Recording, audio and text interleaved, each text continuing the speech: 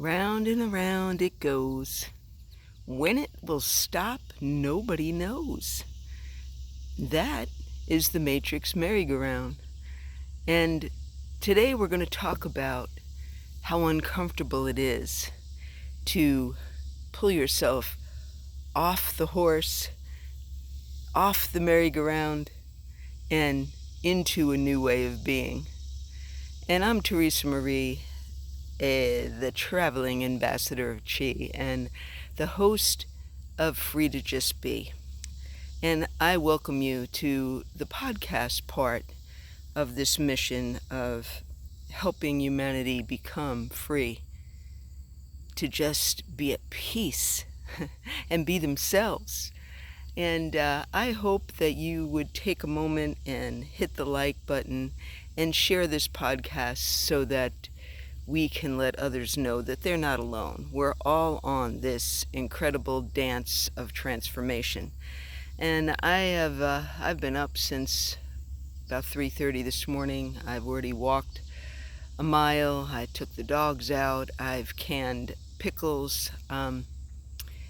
If you plant pickling cucumbers, beware, because you'll be putting up a lot of pickles. So note to self, we'll only have one pickling plant next year.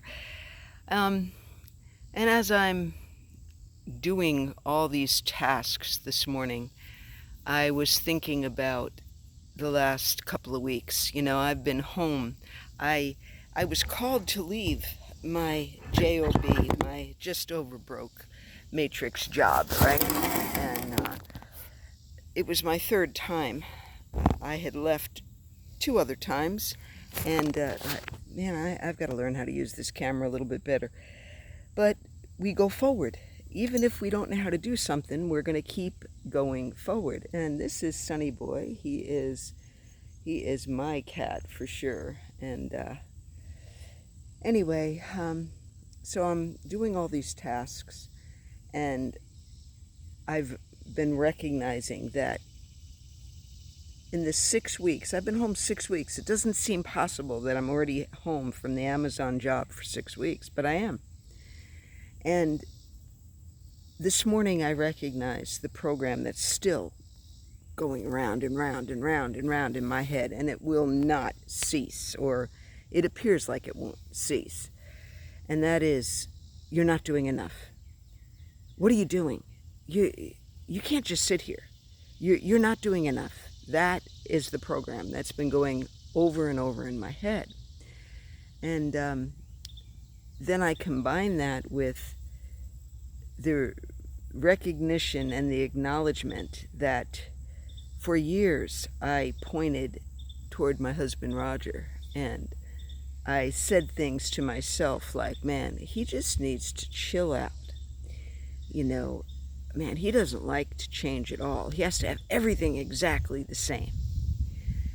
And I was negating the beauty of self-discipline. And why? Because I've always been like the rain shower. That's what I told myself. I'm like a free flowing rain shower, like a hippie. I don't like schedules. I want to wake up when I want to wake up. I want to do what I want to do when I want to do it. And that is actually a sovereign being. And I know that I've experienced that before, because that's the original. That's how we always were, right? Maybe it was in another incarnation, but I know that it's possible to feel that way, and that's why I want to get back there. But for the longest time, I rebelled against all of it. I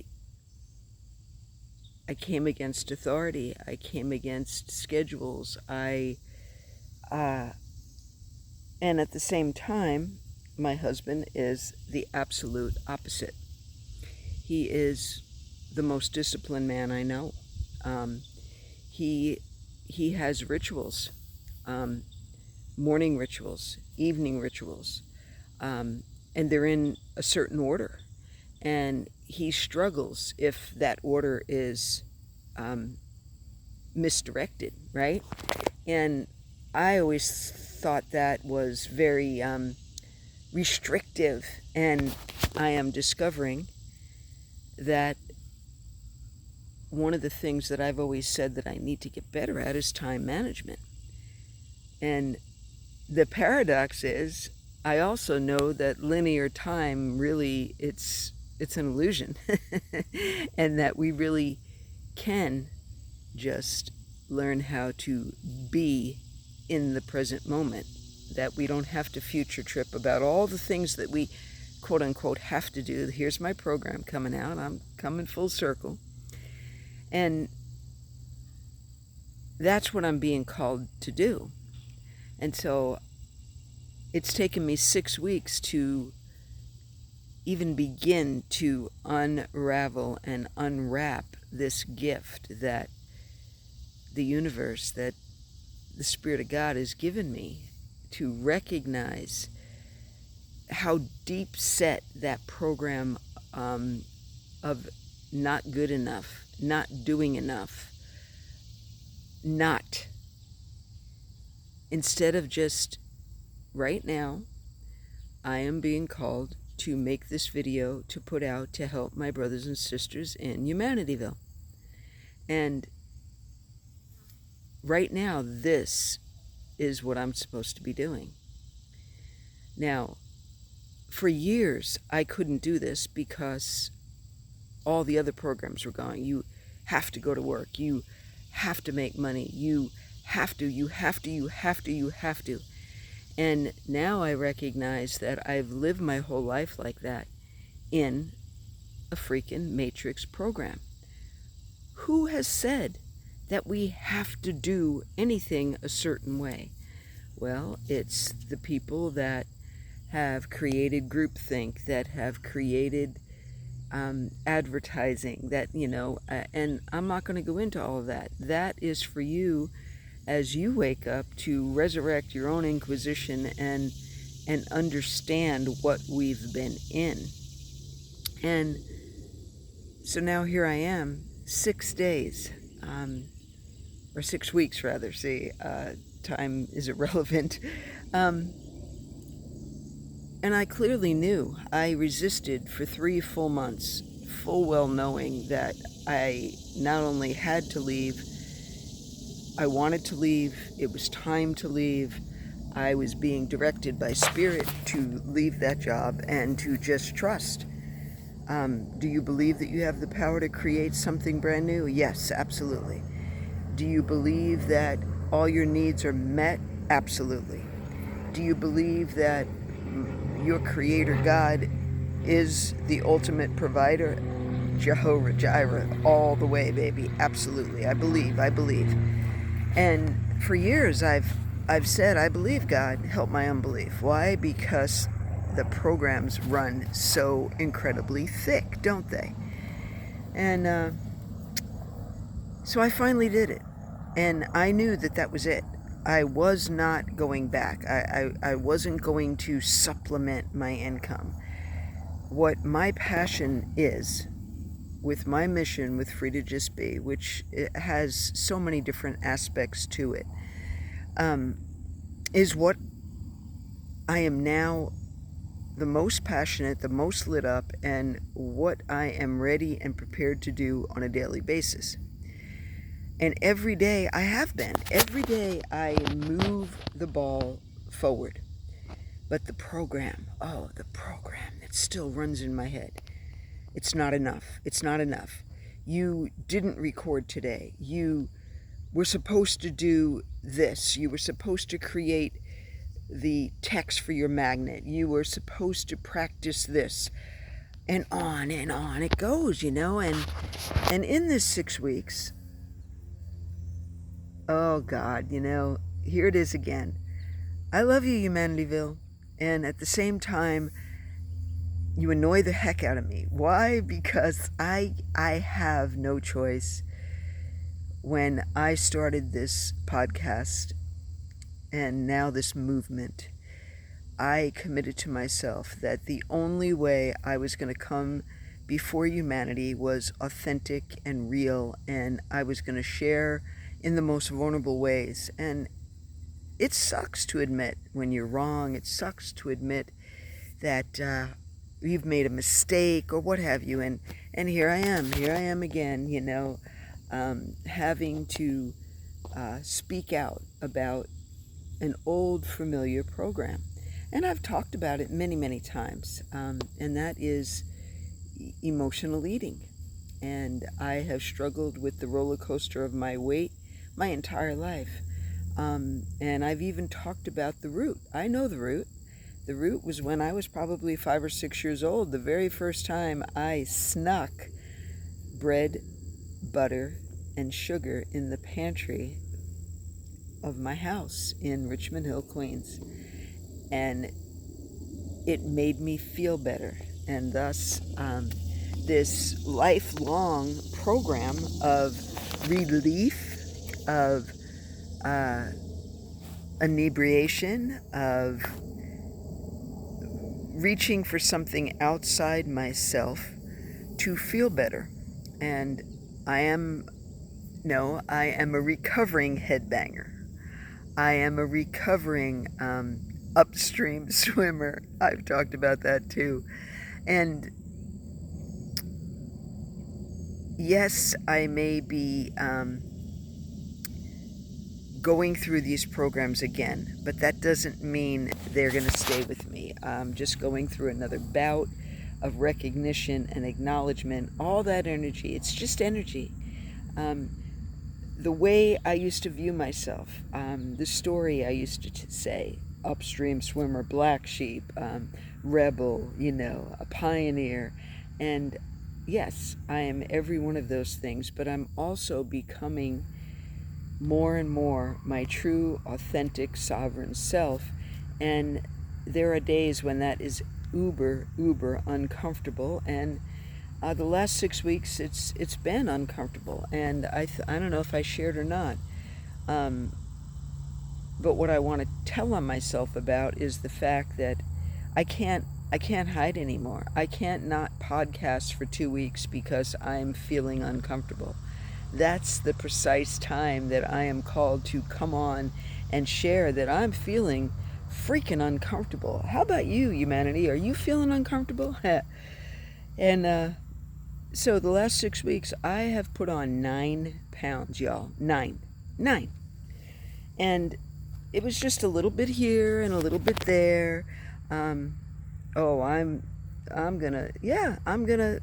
be vulnerable, and this is one of those shows where people are gonna say, I can't believe she said that, but I've done that too. Thank you for sharing.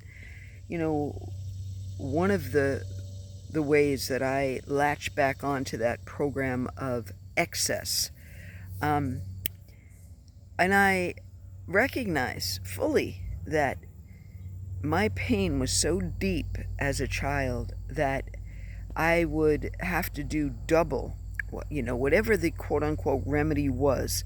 I've shared that it started with food, but I'm a consumer.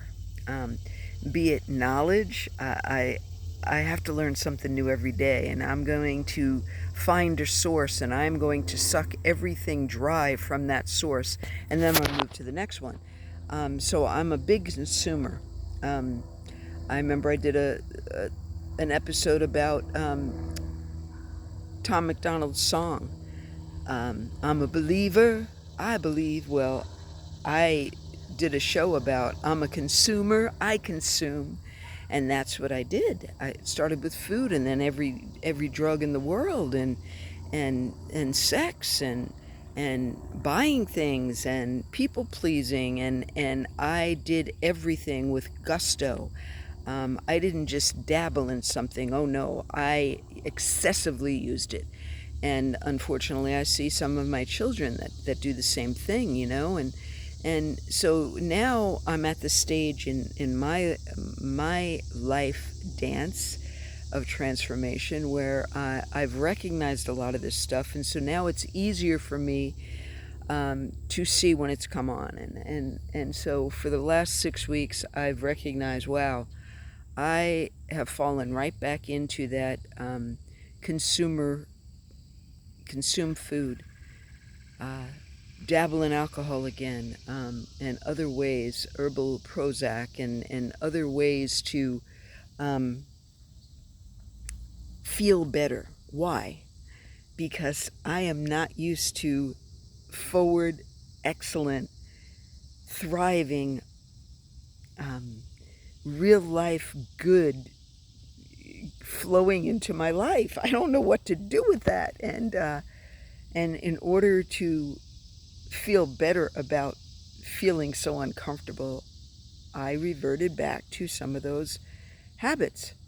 Now, it's funny because take smoking, for example. That was a program that I left. I can't even tell you when the last time was that I had a cigarette, desired a cigarette, you know. So just like you, humanity, as you begin to identify, um, and don't be surprised, you may be at that stage where you're seeing all the programs, all the fallout, all the collateral damage around you, and you're not yet prepared to look at all of the programs you're still in, the programs that you were in as a child, the collateral damage that your program life did to others. That's the really excruciating part of transformation. It's really looking and sitting at with yourself and looking in the mirror and curling up in the fetal position and crying and not wanting to look, and then you look and then you're like, oh my gosh, and then you write about it, and then you have to leave it alone, and and it is 1 2 3 1 2 3. That's the dance. And then you propel forward because you've dropped a lot of weight, you've dropped programs, and then you move a little further, up the Jacob's ladder, up the ladder of ascension, so to speak, when really it's nothing more than, um, the old proverbial, you have to pile through or shovel through a pile of shite to get to the pony, because there's always a pony. And I love that analogy, that picture, because we're in the year of the fire horse, right?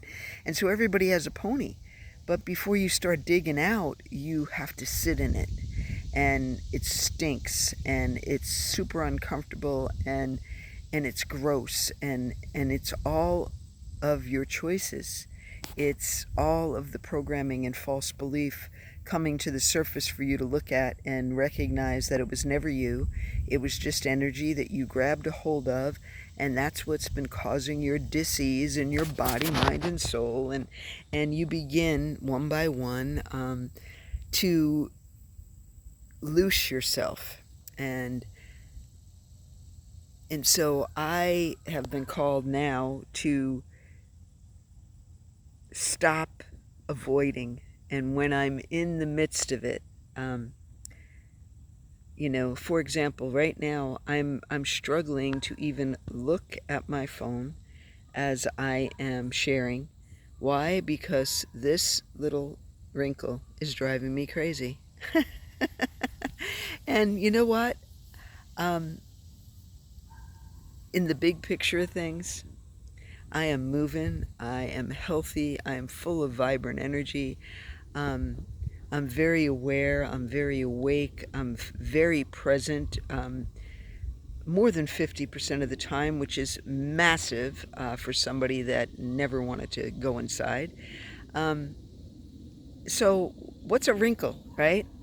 Really, in the big picture, there's so much minutia that we think is important that's completely minutia and completely unimportant.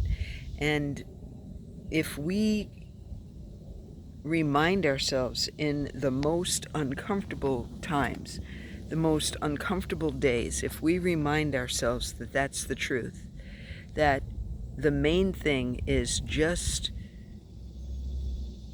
even if it's 5 minutes a day, learning how to be still enough to start recognizing that getting back to your creator, to your sovereign spark of God that's way inside, it changes the programming, because now the programming becomes, sorry, I'm sitting out in my yard and a car is going by,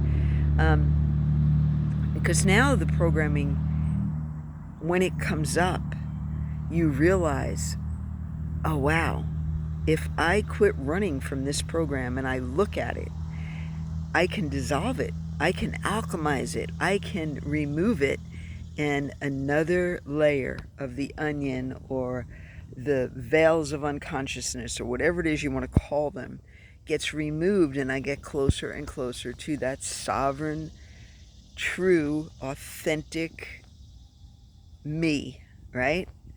And that's what Free to Just Be is all about, becoming more and more comfortable being you, being me.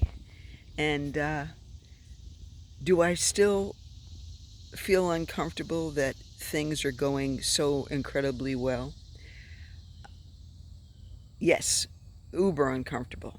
Do I still find myself back on the horse of the merry-go-round, the matrix calling out to me, how are you going to pay your bills?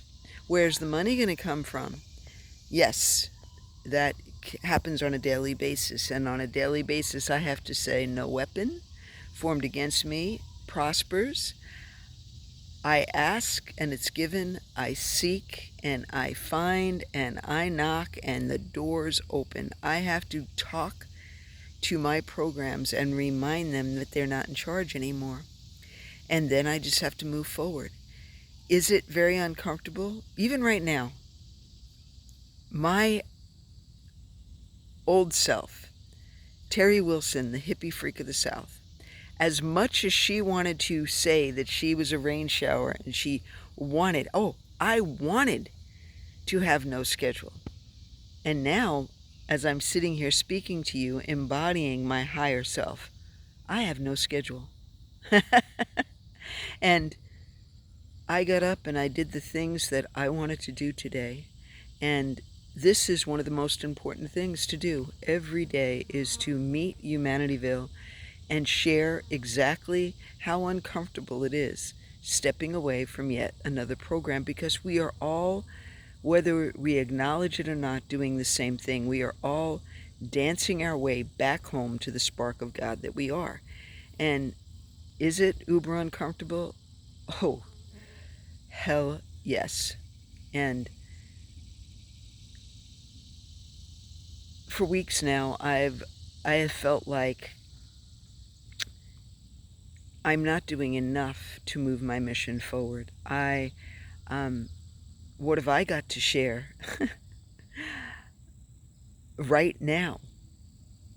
What I'm going through, what I'm going through tomorrow. I could have shared what I was going through yesterday. And the merry-go-round dancing in my head says, nobody effing cares. Nobody cares. And yet, there are people that resonate with your story. There are people that will light up and listen to your YouTube videos every single day because they vibe with you. They resonate with you. And inch by inch, that is happening. And I just continue to take one more uncomfortable step after the other. And now I am being pressed to share that every time I'm feeling uncomfortable. Heck, I coulda, woulda, shoulda.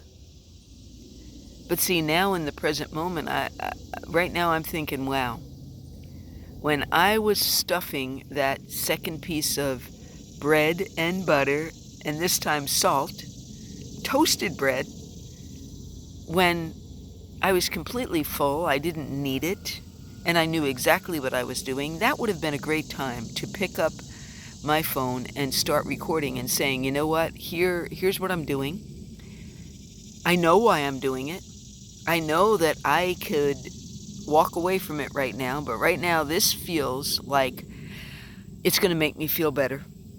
And does 9 pounds make me feel better? No, it does not. But you see my point. If we, together, Humanityville, begin to feel brave enough and courageous enough to just share right where we're at, in this present moment, we could really, really help each other, couldn't we?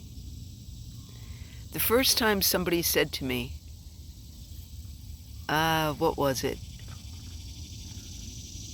I know, I was in a spiritual group, and we were having a question and answer time in that group.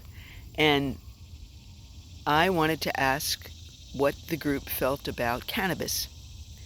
And the second I asked that question, the whole group went silent. I mean, you could hear crickets, right? And I was thinking to myself, okay, well, they have just told me without saying a word what they feel about anything to do with cannabis. And somebody shifted the conversation, and we moved on to something else. And not even an hour after that meeting was over, I started getting texts and messages and phone calls, and so many people said, wow, I can't believe you said that or asked that, but I've always wanted to ask that, and I just have been too chicken. And I use that as an example because why do you think people are vicariously living through other YouTubers? They are searching for their people. They are searching for somebody that understands what they're going through, and that's who they want to listen to until whatever it is and is it just me? I mean, the people I listen to or follow changes. Sometimes after a month, sometimes after a year, sometimes after 10 years. But that's what the evolution of our soul is. It's a constant change. Why is it a constant change? Because energy has to move, folks. And when you feel stagnant or stuck, mayhaps it's because you have been allowing yourself to just sit and not take a step, an action step, like I'm about to do now. But in closing, I want to share something with you. We're going to go out to where I am working today. I am working on one of the beds in our garden that I've shared before. It's actually the original garden bed. I'm going to turn the camera around as I speak. It's the original garden bed. What you're seeing right now is the original way it started, and this is literally the lid of my septic tank, and it's definitely in need. You can see this 8-foot weed in it, but this is where all the gardening adventures, everything out in the yard began right here on this septic tank lid, because I would look out my bedroom window, and there's our water collection system. I'd look out my window, which is over there, and I'd see this septic tank lid, and it drove me crazy until God said, what are you going to do about it? So I planted the lid, and it's in disarray right now, but that's okay. There are areas in my life that are in disarray. But this is the bed down here. So this was the first flower spot, and down here, 10 years ago, I began digging, and I am resurrecting this bed right now. Kind of like digging out all the programs in life to uncover this beautiful being, this sovereign being. But looky here, what we have to go through. All these itty-bitty pieces of weed fabric, because some program told me, oh, lay down weed fabric and you'll never have to weed again. Liar, liar, pants on fire. And now I'm having to go through all of these shredded pieces And I just got yesterday, this is so exciting, and here's another, I'm going to close on these thoughts.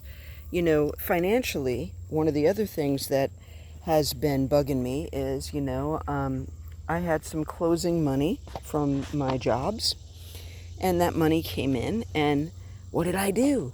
I bought a traveling sandwich sign so that when I teach, I have signage. I spent a little money on ads. I bought tools for the developing food forest out there. And one of them was this Broad Fork. And what is the program going on in my head? What are you doing? You need to hold on to every dollar. Even though I'm investing back into my mission, right? My program is telling me, oh, no. You shouldn't do this. So this is how this podcast started, right here. As I'm using my Broad Fork, I'm pulling stuff up. So see, I'm pulling it up. And it's just like the programs in my life. Check it out. If the fabric is the program, right? And pretty much I've dismantled a lot of the programs. So it's not one big sheet. It's not one big program.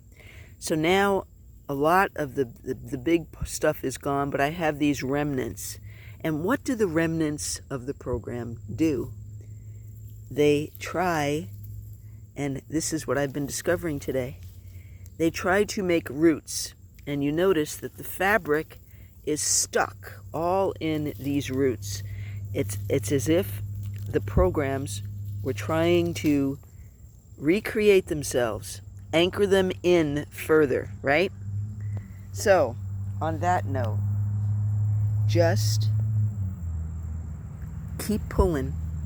When a program rises to the surface, that's when you look at it and you say, wow, there was a day I believed in this program, but I've torn most of it out.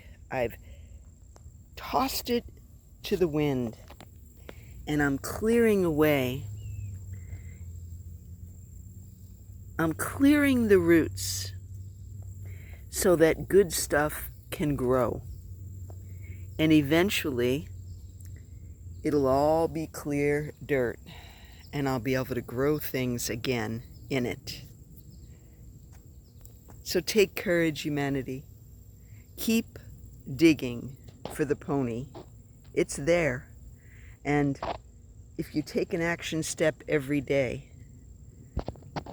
before you know it, you're going to be galloping on that fire horse if you're not already. And one day I'll be comfortable with all the good stuff pouring in my life. Right now, it's still a little bit weird and foreign. But the one thing is for sure, I have a whole lot more peace.